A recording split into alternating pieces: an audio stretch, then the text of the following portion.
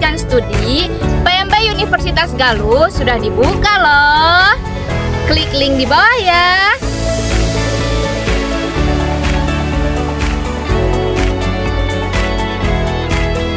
Jangan lupa daftar guys.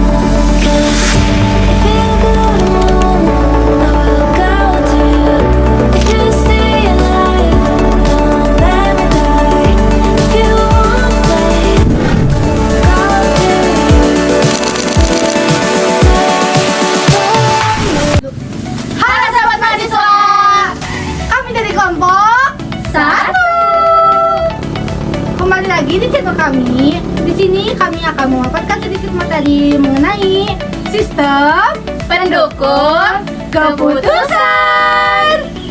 Simak videonya ya. Let's go.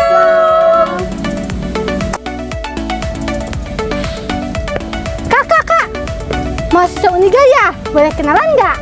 Boleh dong, kenalin, aku Kumala Dwi Putri dengan NIM 34022200045. Wih, rajin banget nih kak.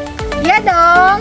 BTW namanya siapa? Kenalin, aku Novina Septiani dengan NIM 34022200041. Aduh, lihat dong. Kak, almetnya jatuh. Oh iya. Nih, mahasiswa Uniga ya? Iya. Boleh kenalan nggak? Boleh. Kenalin, saya Rani Anjani dengan NIM 34022200038. Halo sobat mahasiswa, apakah kalian sudah tahu mengenai sistem pendukung keputusan? Sistem pendukung keputusan atau juga disebut Decision Support System adalah sistem informasi berbasis komputer yang menyediakan dukungan yang interaktif bagi manajer dan praktisi bisnis selama proses pengambilan keputusan. DSS diciptakan oleh G. Anthony Gori dan Michelle S. Scott Morton. Keduanya adalah profesor. Mereka merasa perlu suatu kerangka kerja untuk mengarahkan aplikasi komputer kepada pengambilan keputusan manajemen. Manfaat yang didapat ketika menggunakan DSS: yang pertama, keputusan yang berkualitas. Yang kedua, peningkatan komunikasi. Yang ketiga, cost reduction.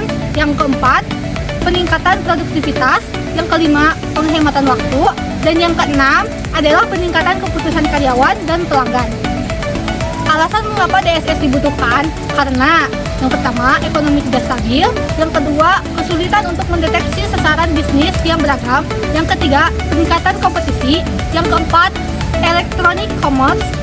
Yang kelima, sistem yang ada tidak mendukung pengambilan keputusan. Yang keenam, departemen IS terlalu sibuk. Yang ketujuh, kebutuhan akan analisis khusus. Yang kedelapan, kebutuhan informasi yang akurat. Kesembilan, kebutuhan informasi yang baru dan tepat waktu. Yang kesepuluh, penghematan biaya. Dan yang terakhir, and assure computing. Kemudian, pada konsep DSS terdapat sistem pendukung keputusan kelompok atau juga disebut Group Decision Support System atau GDSS.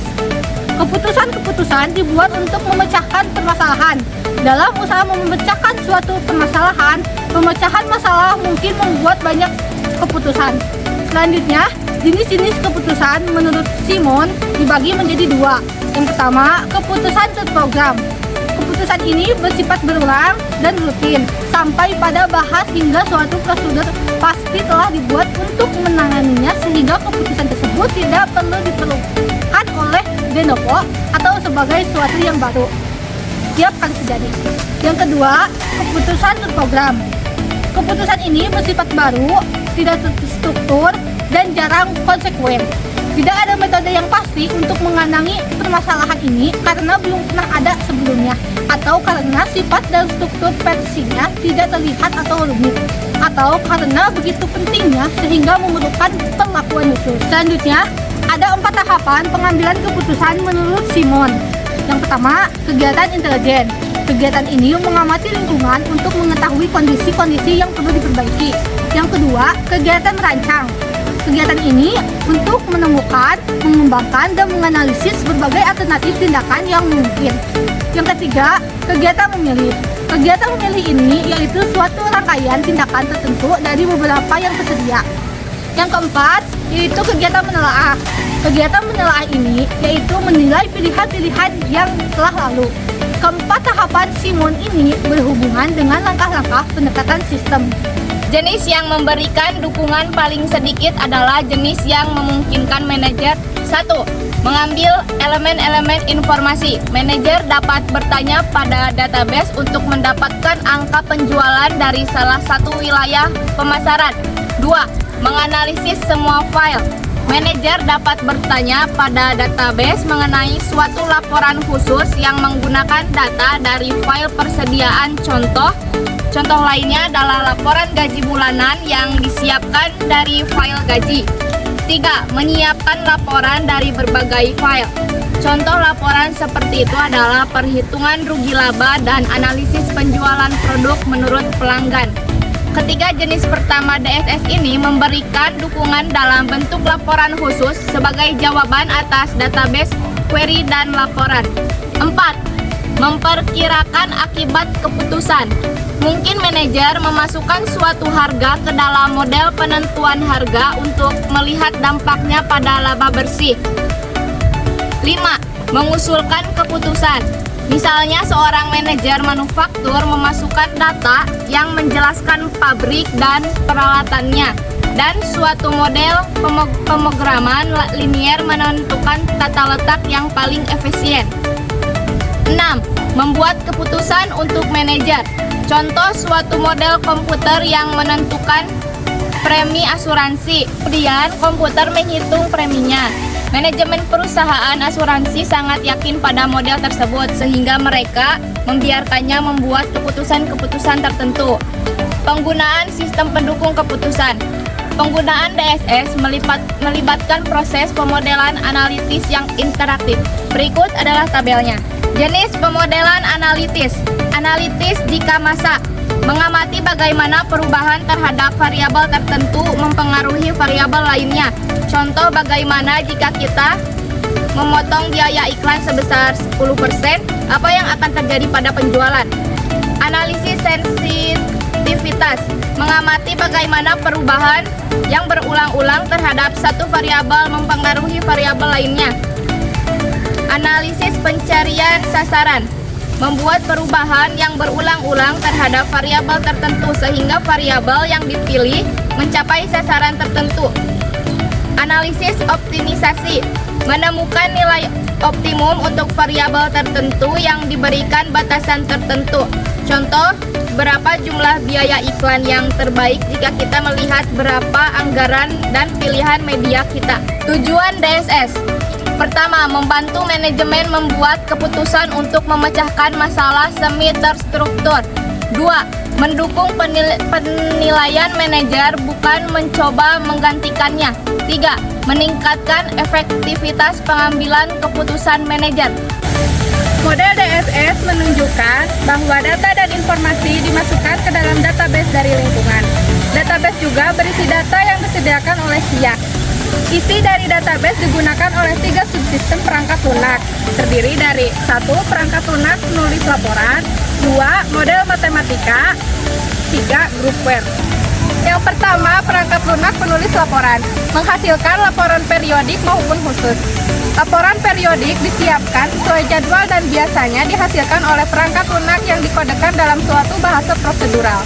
Laporan khusus disiapkan sebagai jawaban atas kebutuhan informasi yang tak terduga dan berbentuk database query oleh pemakai yang menggunakan query language dari DBMS. Kedua, model matematika menghasilkan informasi sebagai hasil simulasi dari berbagai aspek operasi aritmatika maupun logika. Dan yang ketiga, groupware, memungkinkan beberapa pemecah masalah bekerja sama sebagai satu kelompok untuk mencapai solusi. Mungkin pemecah masalah itu mewakili suatu komite atau tim proyek. Para anggota kelompok saling berkomunikasi baik secara langsung maupun melalui groupware. Komponen DSS. 1. Data management, termasuk database yang mengandung data yang relevan untuk berbagai situasi dan diatur oleh software yang disebut database management system. Kedua, model manajemen, melibatkan model finansial, statistikal, manajemen science, atau berbagai model kuantitatif lainnya, sehingga dapat memberikan ke sistem suatu kemampuan analitis dan manajemen software yang diperlukan. Ketiga, communication. User dapat berkomunikasi dan memberikan perintah pada DSS melalui subsistem ini. Ini berarti menyediakan antarmuka. Keempat, knowledge management. Subsistem opsional ini dapat mendukung sistem lain atau bertindak sebagai komponen yang berdiri sendiri. Sistem pendukung keputusan kelompok sudah merupakan suatu kenyataan bahwa manajer jarang memecahkan masalah sendirian. Komite, tim proyek, dan gugus tugas yang ada dalam proyek perusahaan merupakan contoh pendekatan kelompok untuk pemecah masalah. Dan yang terakhir ada pengaturan lingkungan GDSS.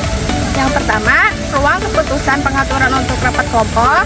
Yang kedua, jaringan keputusan setempat jika kelompok kecil tidak mungkin bertemu secara umum. 3. Pertemuan legislatif. Jika kelompok terlalu besar, pertemuan legislatif diperlukan. Dan yang terakhir, konferensi bermedia komputer. Dapat menggunakan konferensi komputer atau konferensi video. Halo sahabat mahasiswa, sudah kan menyimak videonya? Ayo, sudah belum? Sudah. Semoga apa yang kami sampaikan dapat bermanfaat bagi sahabat Mahasiswa. See you and bye-bye. Bye.